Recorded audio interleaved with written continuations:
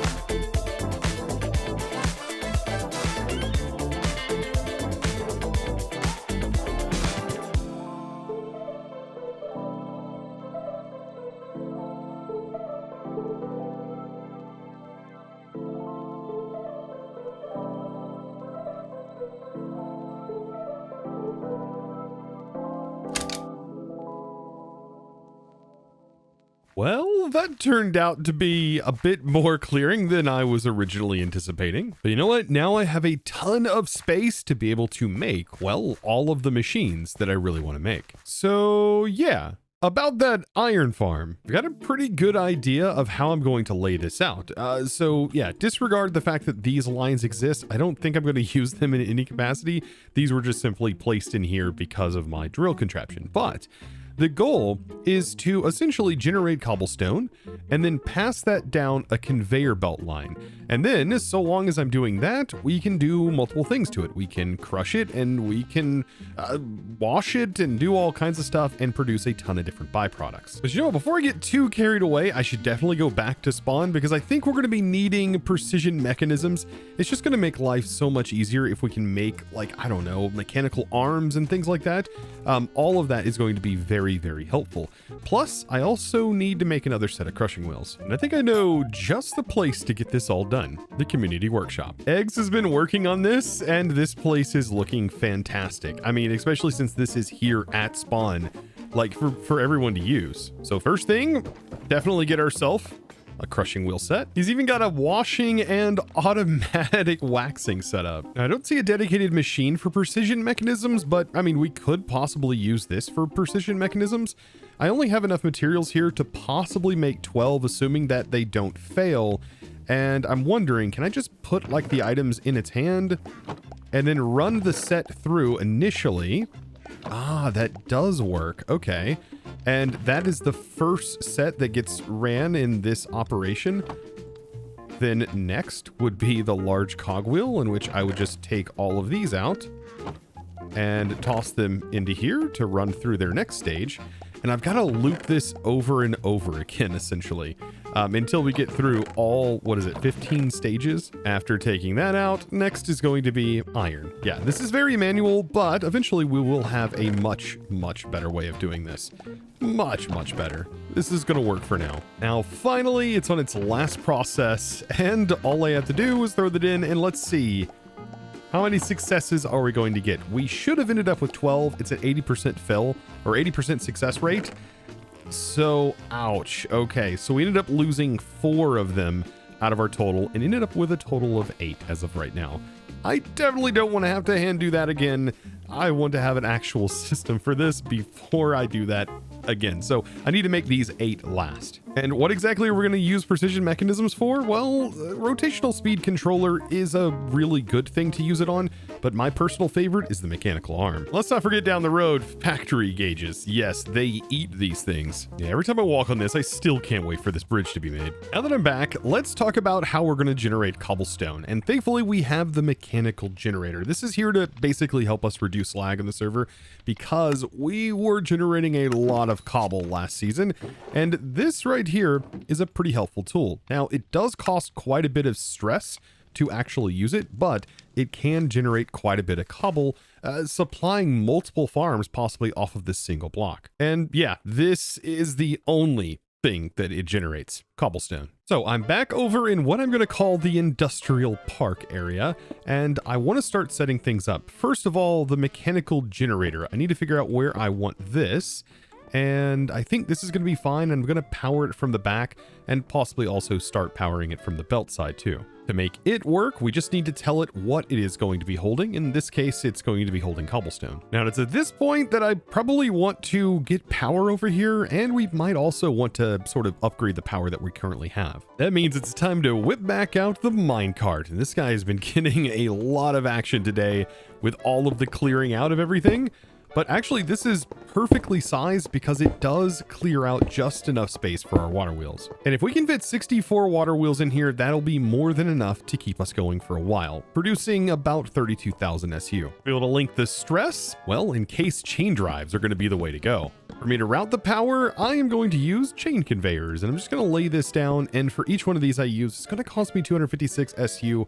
If I was to lower the speed, though, it would be much cheaper, but honestly, I think the trade-off is definitely worth it, meaning we can extend this all the way over here, and I can place another chain conveyor right here, connect it up, and I now have that rotation, and it goes through walls. Then I can take the connection from here, and we can take this all the way over here, and this can be where we actually get our rotation set in. And I'm thinking right here or here is going to be good. I think potentially putting it here will be fine, but the good thing is we're free to move this, and we can add up to 3 other connections onto this, which is pretty awesome. Well, I mean, it can have a total of 4 connections. So with that lined up, let's go ahead and get ourselves a belt put into place. Now, we do have a lot of configs that are actually changed in this pack, so yes, we can take belts a little bit longer than I think normally. We can also take chain conveyors a little bit longer than normally. That's something that is really awesome about the Just Create SMP, as we're not bound by the very limited constraints of these configs. First thing I need to do, get the rotation right, and as of right now, it's not. So a good way to solve this is just to simply lower the chain conveyor down 1. And then I can use 2 vertical gearboxes, and we're good to go. And then because I want to see how much stress this uses at max RPM, 16,000. Woo! This is something we may want to power separately. By the way, to put that in perspective, that is using up 32 water wheels. So now let's just assume that this is generating cobblestone, and I want to take it and process it into multiple stages. But the multiple stages, I also want to collect its resources and then let overflow be trashed. So first step, well, we need to get crushing wheels, and we need to send our cobblestone into here to be crushed directly into gravel. Then I want to filter off the side of this. I want to filter said gravel until a container is filled. And a way we can do that is by having this automatically send onto some item drains to funnel the items into a chest. And so right here would be a pretty good place for a chest. And then no matter how many items are actually rolling on this, we can always use an andesite funnel because the input is not limited, but the output is. And so this behind me is the basis of everything we're going to be working towards. But the next step is, what if this fills up with gravel? Well, then I now have a full double chest full of gravel, which is perfect.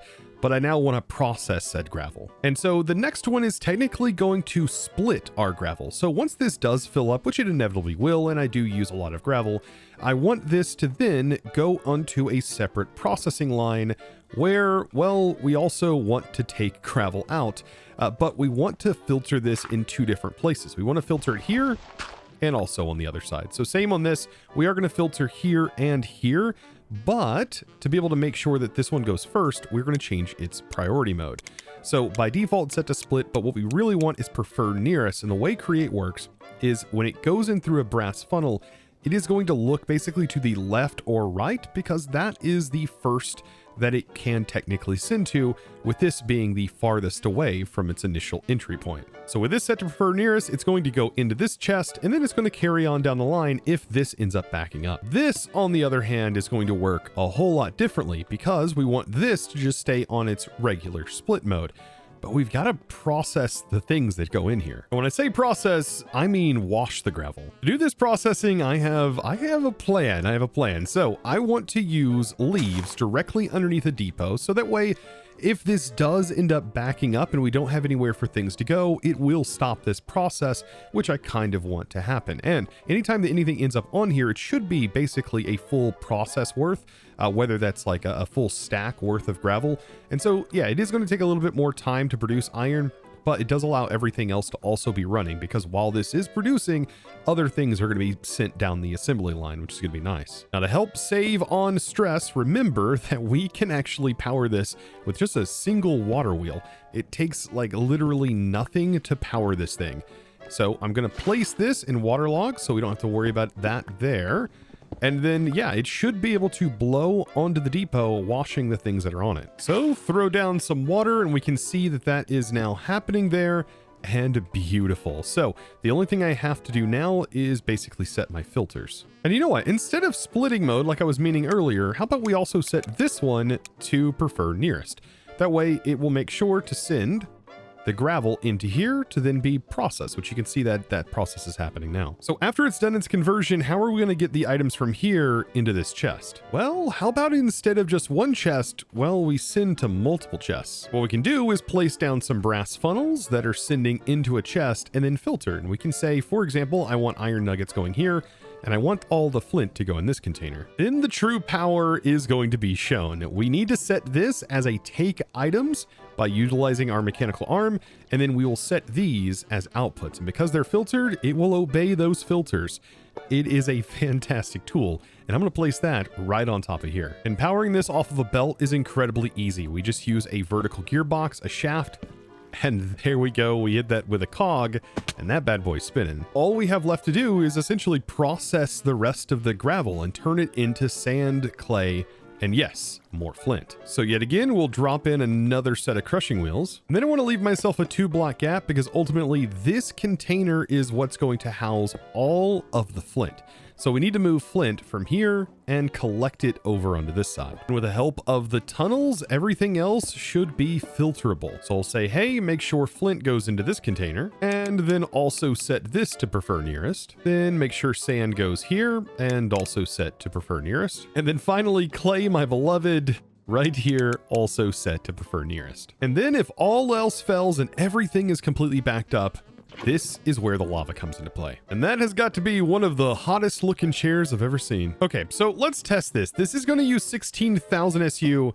Is that going to overstress? 100%. I knew it was going to, with all these crushing wheels and stuff. So we definitely need to limit how much power goes into our cobble generator. So the way I'm thinking about lowering this is placing the rotational speed controller here, using a cogwheel off the side, and then just taking some encased chain drive here, and then slapping on a gearbox.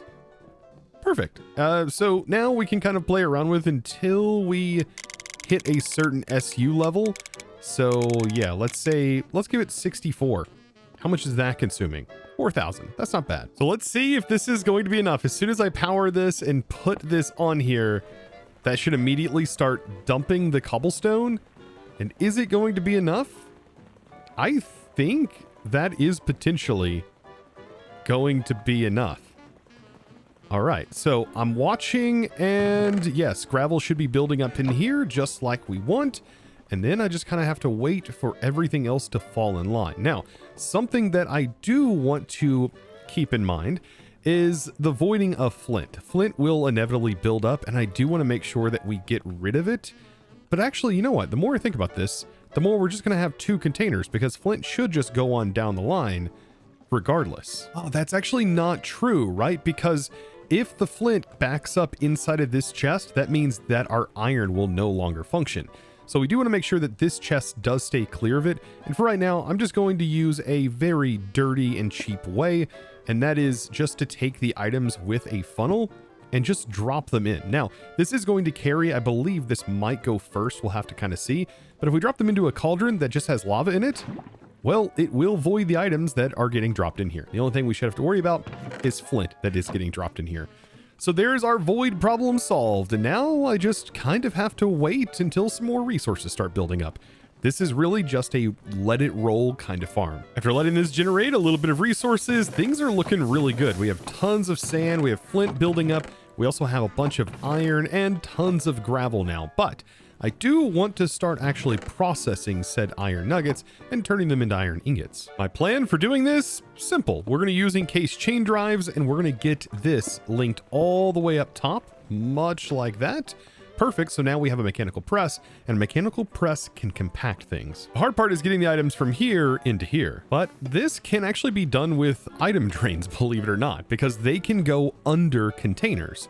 So long as we have something that is sending into the basin and something that is sending out, the items will make it into the basin like this and then be pressed out. And then all I have to do is get myself some other inventory, placing a depot in front of the basin so it auto spouts, and then using a funnel to send it into a chest.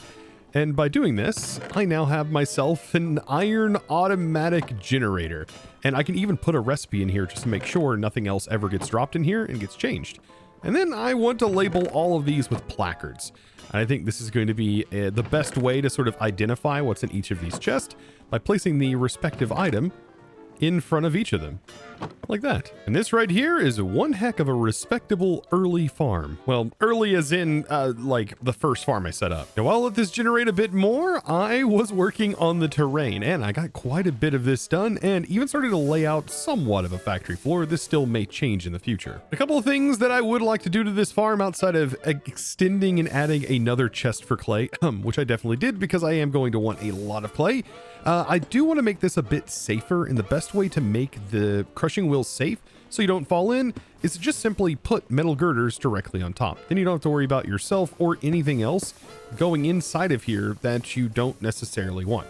Just as an example, if I jump in front of this, we should not go into the crushing wheels, which normally I would definitely like wince at the sight of being that close to them, but yeah, I'm pretty confident in the girder solution. With that, I now have an iron farm, and yeah, now I may not need to buy iron from Stam anymore.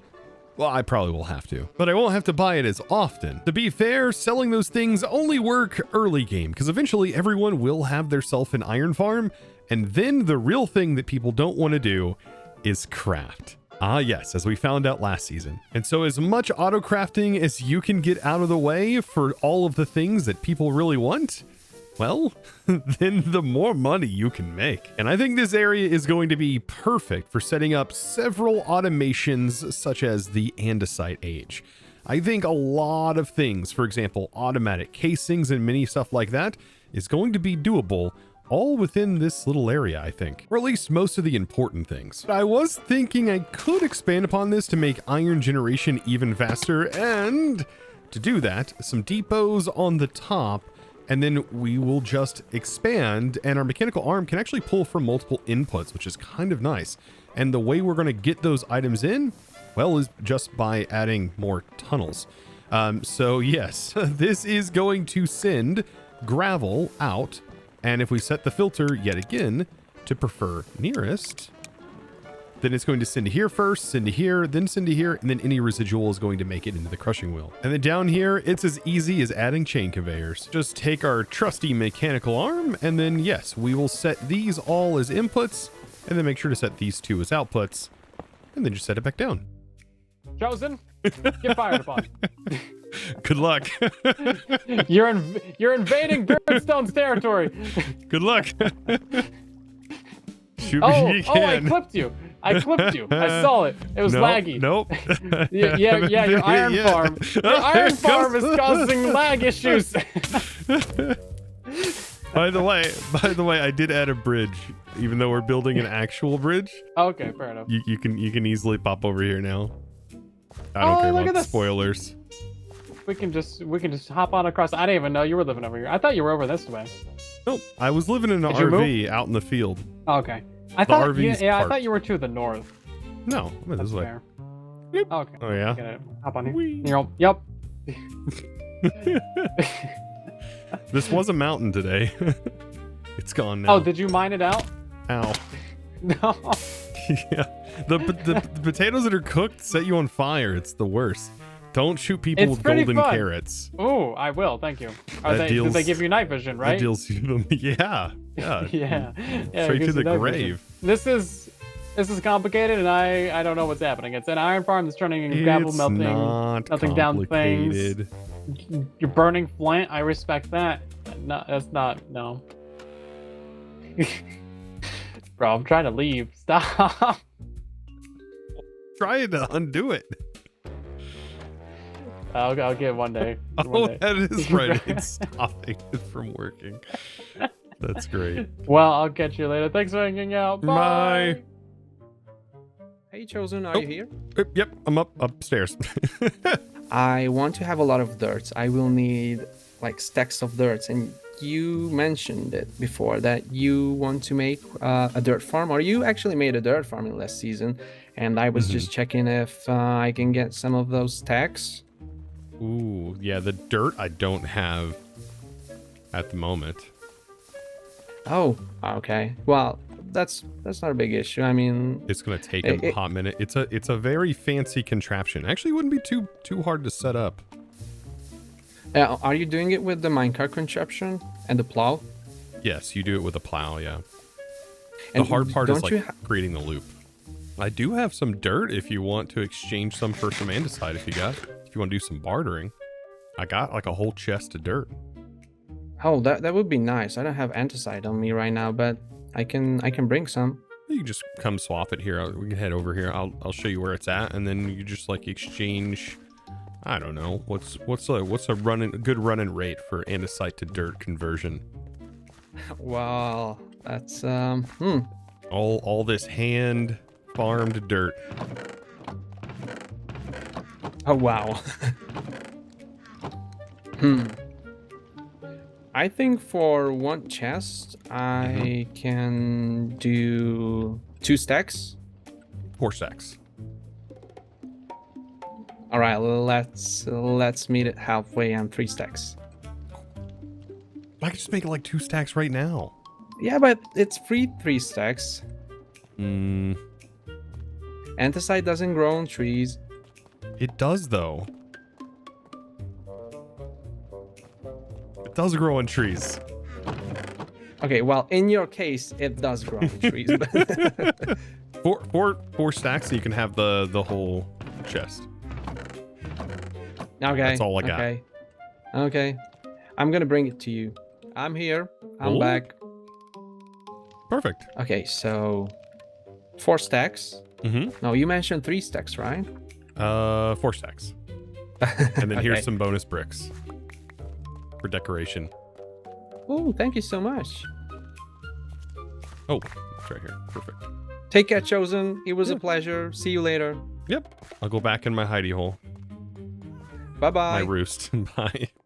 Ah, yes. Nothing like some good old-fashioned trading and bartering and swindling. Overall, I think this is a great start to our andesite facility, which is going to be quite large from the looks of it, because there's still a lot more that needs to take place. But that'll have to happen in a future episode. And speaking of future episodes, I hope you enjoyed this one, and if you did, be sure to click that subscribe button if you haven't already, so you don't miss future episodes much like this one. Just like always, I do want to give a huge shout out to the supporter of today's episode, the ones that make this video possible in the first place. And that huge thanks, well, that is going to go out to Archie. Thank you so much for your amazing support and choosing to support me over on the Discord by becoming a Discord premium member and supporting my content in one of the best ways possible. Thank you so very much, and I look forward to seeing you all in the next one here on the Just Create SMP Season 2. And as always, thanks for watching.